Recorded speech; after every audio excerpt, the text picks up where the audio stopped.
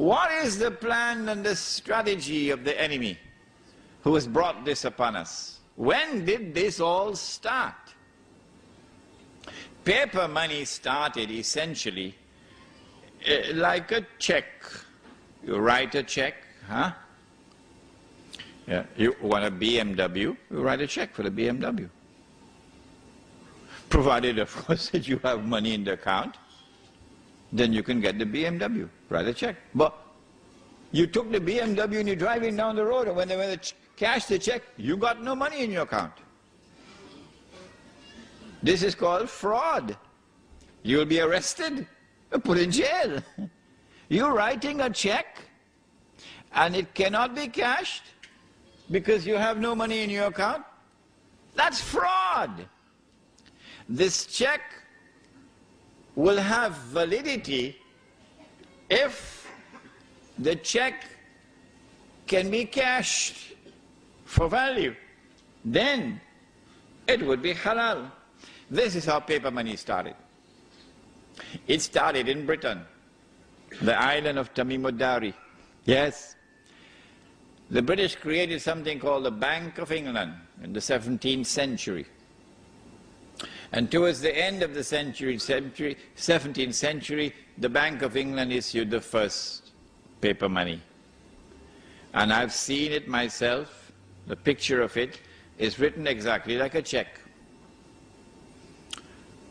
So long as this check, this currency now, let's use this word, so long as this currency was redeemable, meaning you could cash it, you could get the gold for it, it was halal. But guess what? Every businessman knows this. A man comes to your shop or to your store to buy goods. Would you accept a check from him without knowing him? No. He has to be a man whose character, whose integrity, and whose record is established. Or someone has to vouch for him. Okay? Then we can accept a check from him. Or, the other alternative, we must know who he is. So that if the check cannot be cashed, we send the police for him. And when they send police for him, he'll be arrested and put in jail. Yes, then we could accept a check from you. But those who are now issuing the checks, are they a people we can trust? No. These are the people who are now empowered with a power which is strange and mysterious, and they use this power for blatant oppression and aggression. Are these the people you can do business with? They send their armies and they colonize the rest of the world. And then they rip mankind of their resources. Yeah? With the hearts of beasts. Yeah? If ever there was a European who didn't have the heart of a beast, he could never make it to the top. No. He will never become part of government. He will never be in charge of the armed forces. This decent man who has a human heart, he will never make it to the top. The European civilization is now taken over by people who now control it and who have the hearts of beasts. And I have recognized them in previous lectures. You're dealing with Gog and Magog now. Occurred after the end of the Second World War. Very interesting things happened before that, but I don't want to keep you here until 11 o'clock, so let's cut out part of it. You can get it in this book here, Prohibition of Riba in the Quran and Sunnah. And let me go straight to the end of the Second World War. The European powers who were victorious, they now called an international monetary conference and invited the rest of the world to attend. It was held in a place in upstate New York called Bretton Woods. And there were Muslim countries present. Saudi Arabia was there. It was held in 1944. And out of the negotiations of Bretton Woods emerged the Bretton Woods Agreement, which created a new international monetary system. Two important things were agreed upon at Bretton Woods. Number one, prepare yourself for it. Not all checks can be cashed, only one check. Which one? The US dollar. Only this currency can be redeemed for gold at $35 an ounce. So this is halal. But all the rest of the paper money in the world are now checks which cannot be cashed. You could exchange them for the US dollar, check for check, but you cannot cash them. That's the first agreement at Bretton Woods. And so now it's plain. The system is 99% haram, only 1% halal. That is the US dollar, which the US government has promised that if you come with US dollars, we will convert it for you to gold at $35 an ounce. We gave our word to you, and we will keep our word, and we put it on the US dollar. Did you see it? In God we trust. Ever saw it? The second thing that came out of the Bretton Woods Agreement was that not every individual can take his US dollars to have it converted into gold, redeemed. No, no, no, no, no, no, no. Only governments, only central banks can do it, not individuals. So are we not a part of the market? This system is now 99.9% haram.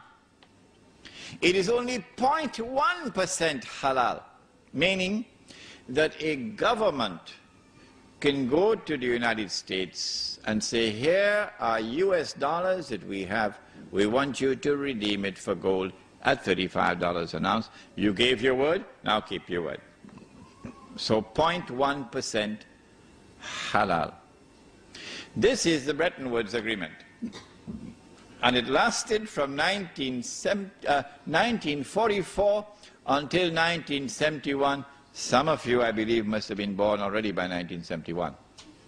In 1971, September 1971, the British government, island of Tamimudari, the British government came in one Friday evening to Uncle Sam. Uncle Sam is the US government, and said, Uncle Sam, we got $3 billion US dollars here. We want to cash these checks. You promised on the Bretton Woods, you'll promise to do it. $3 billion US dollars to be redeemed into gold at $35 an ounce. Suddenly, Richard Nixon couldn't digest his food anymore. Why? Because he had written more checks than he had money in his account. If I did that, or Sheikh Faiz did that, they would arrest us. But who can arrest Uncle Sam? If he gave the gold to Britain, then Monday morning, who is going to be at the front of the line? Saudi Arabia. Because they got a mountain of checks for all the oil they've been selling. And they will say, if the British wanted the gold, we better go and do it quickly. But Uncle Sam didn't have the gold to redeem all that US dollars. So Uncle Sam retired to Camp David, Richard Nixon. And then on Sunday, he addressed the world and he said, we gave our word, but we don't have to keep it. And so the Bretton Woods Agreement collapsed in September 1971. After the collapse of the Bretton Woods Agreement, the world of paper money is now 100% haram. Surely the world of Islam would recognize that. Surely the ulama of the world of Islam would recognize that. But no, it was not to be. Illa masha'Allah. It was not to be. Between 1971 and 1973, an ominous thing was happening. From $35 to an ounce, it started to move to 36, 37, 38, 39, 40. And by 1973, it had reached 40. In October 1973, the war took place with Israel. And King Faisal, for whom we always say rahimahullah, imposed an oil boycott on the United States. You remember? And then all the Arab oil-producing states, they also joined in the oil boycott. Guess what happened to the US dollar? It collapsed by 400% overnight, from 40 to 160. Why? I ask this question. Why? Because of an oil boycott. Why should this happen? And then on the 15th of January 1980, the same thing happened again.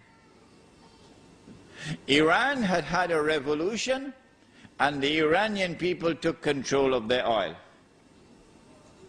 More than that, they were threatening to export their revolution into the Gulf, where the oil is located.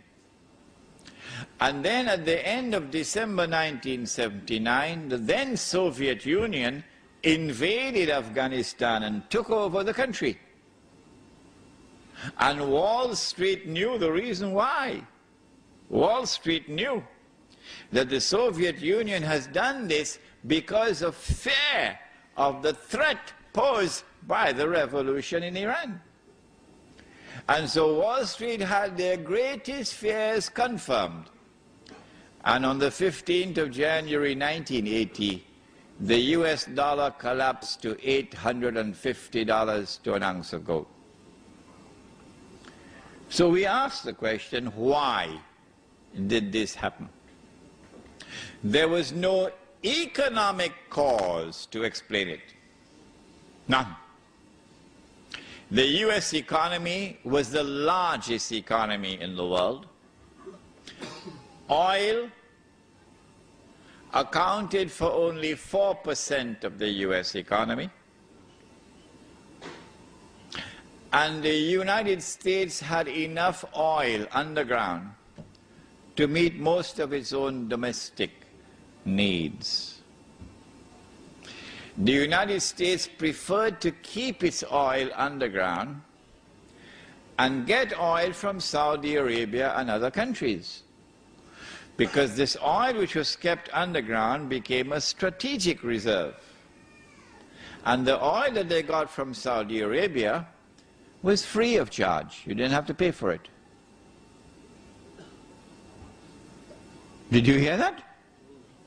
Huh? Did you hear that?